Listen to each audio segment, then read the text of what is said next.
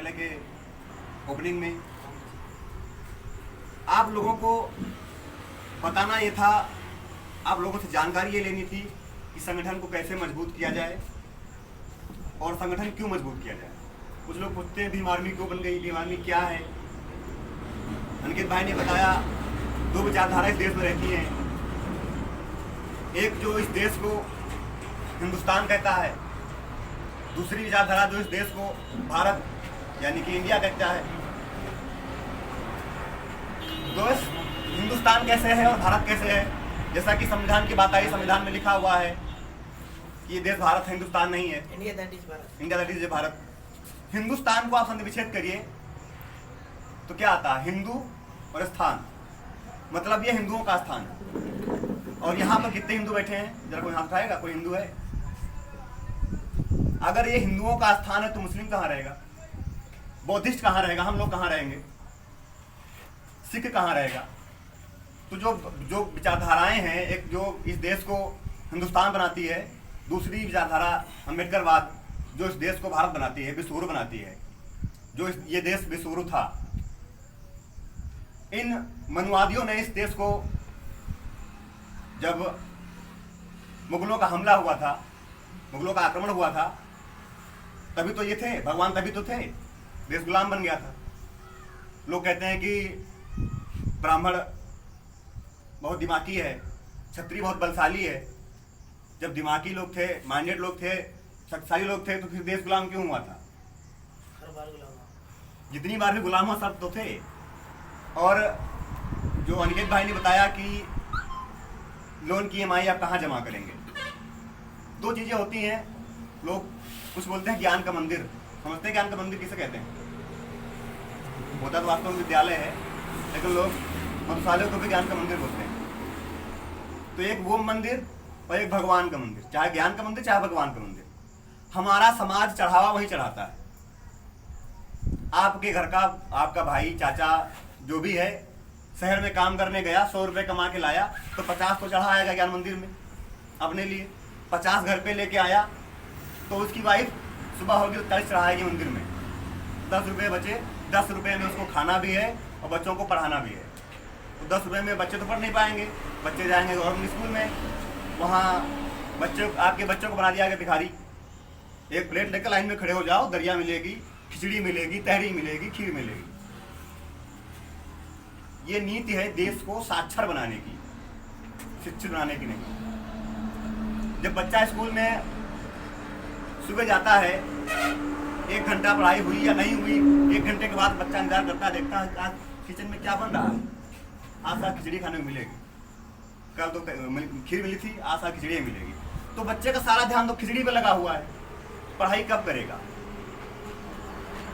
और सरकारी अध्यापकों को ऊपर पढ़ाने के अलावा इतना काम होता है, इतना काम दे देते हैं, उनको बस यही काम है कि आप पढ़ाइए मत, बाकी सारा काम कीजिए।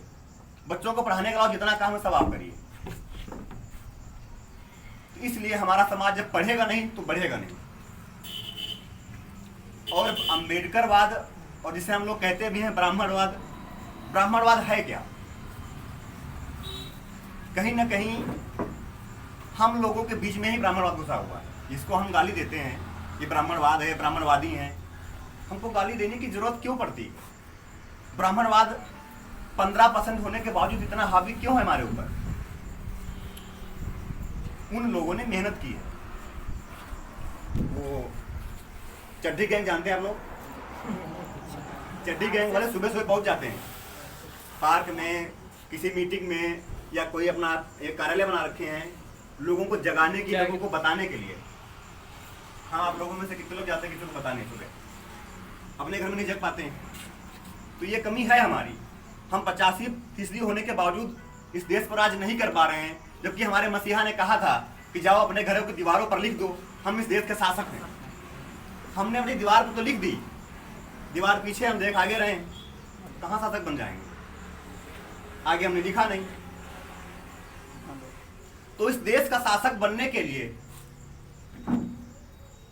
एक होती है बीमारी।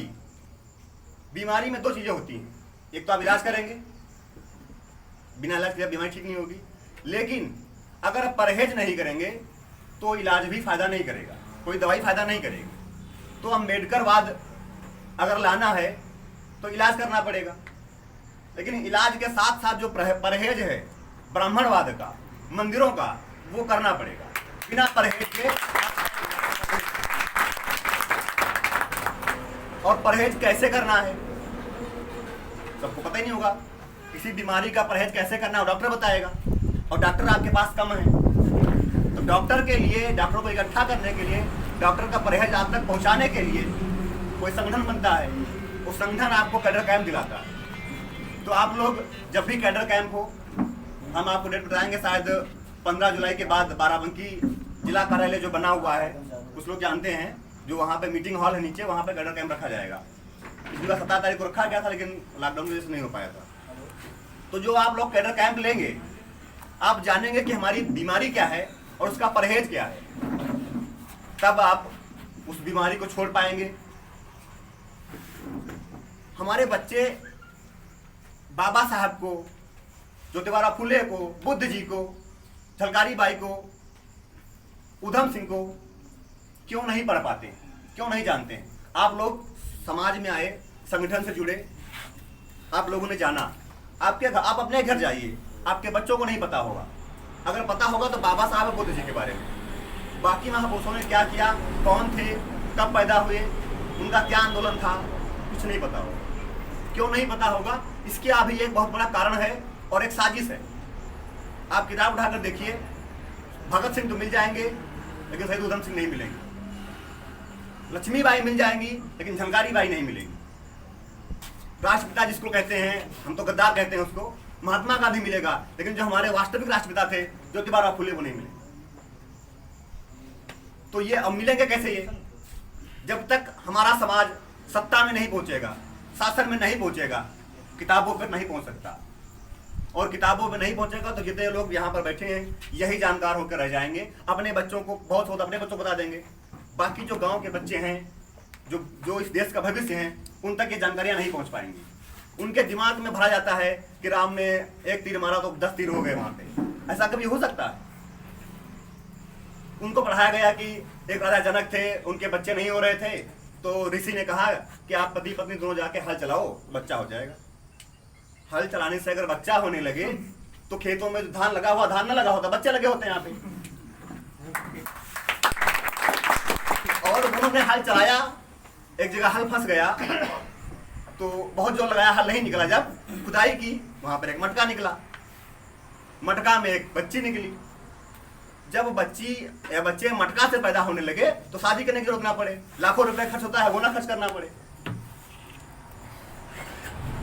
बच्चा शादी करने के बाद जब डिलीवरी होती है तो अस्पताल जाना पड़ता, ऑपरेशन करना पड़ता, पैसा खर्च करना पड़ता, ये सब ना करना पड़े। और हमारा समाज जो बच्चों को पढ़ाया जाता है वो इस बात को मान लेते हैं, इतना उनको ठूस ठूस कर उनके दिमाग में भरा जाता है, इस बात को मान लेते हैं कि हाँ घड़े से बच्चा निकला होगा। आप लोग सोच कर देखिए, किसी घड़े से बच्चा निकल सकता है क्या? नहीं निकल सकता ना। तो ये सब बातें जो मनगढ़ंत कहानियां हैं, हमारे समाज को बहकाया जाता है। इनसे लोगों को जागरूक करना है, अपने समाज को जागरूक करना है, तभी आप संगठित हो सकते हैं। आप मना करेंगे या मंदिर मत जाओ, वहां कुछ होना नहीं है, अगला कहेगा तुम चूतिया हो यार, भगवान जी को गाली दे रहे हो, क्योंकि उसको पता ही नहीं ना। पता तभी होगा जो पढ़ेगा। और अभी कोई पढ़ा लिखा आदमी हो, अपने समाज का आदमी, ओबीसी का आदमी ले लीजिए, दरोगा बन गया हो, यकीन मानिए 99.99% वो दरोगा बनने के बाद पता चढ़ाने मंदिर ही गया होगा।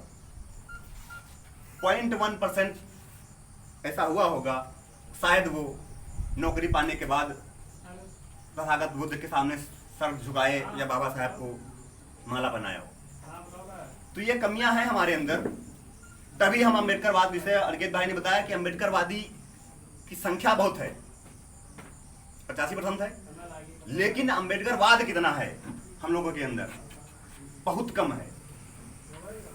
इस क्षेत्र में लाखों की जनसंख्या होगी, आज यहाँ पे 100 नहीं पूरे हो पाए। ये है अम्बेडकरवाद। कठिन है, लेकिन दवाई कड़वी होती है, लेकिन खाने से फायदा होगा। अम्बेडकरवाद अगर आपके अंदर आ गया तो आपका फायदा होगा, आपके समाज का फायदा होगा। जो चंद्रशेखर भाई ने एक मूवमेंट चलाया है, जो संगठन बनाया है, जैसा कि अनिकेत भाई ने बताया कि आप किसी दरोगा से, एसपी से या डीएम से आंख मिलाकर बात कर सकें, और क्यों ना बात करें। मान लेते हैं आपके इलाके में कोई घटना हुई यहाँ हैदरगढ़ में, तो हैदरगढ़ का ब्लॉक अध्यक्ष जाएगा बात करने, तो या तो उसकी बात तो मानेगा, नहीं मानेगा, बस इतना तो करेगा। ब्लॉक अध्यक्ष उठा के बंद तो नहीं कर देगा ना, उसकी इतनी तो हिम्मत नहीं है, क्योंकि हमने कोई अपराध तो किया नहीं है। तो भीम आर्मी के हर कार्यकर्ता के अंदर, हर सदस्य के अंदर वो क्षमता होनी चाहिए कि अधिकारी से आंख मिलाकर बात कर सके। क्योंकि आप लोग समझिए कि अगर इंडियन आर्मी है, पाकिस्तान से युद्ध हो जाए और वो लोग भाग आए, तो आप लोग गाली जरूर दोगे कि यार आर्मी वाले थे, कैसे भाग आए, गाली देंगे ना।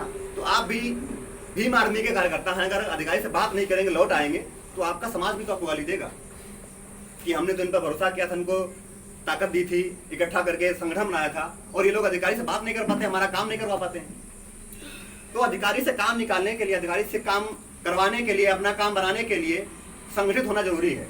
जो बाबा साहब का सपना था, जो बाबा साहब की विचारधारा थी, उस पर चलना जरूरी है। उस विचारधारा पर चलने के लिए संगठन बनाया गया है, और संगठन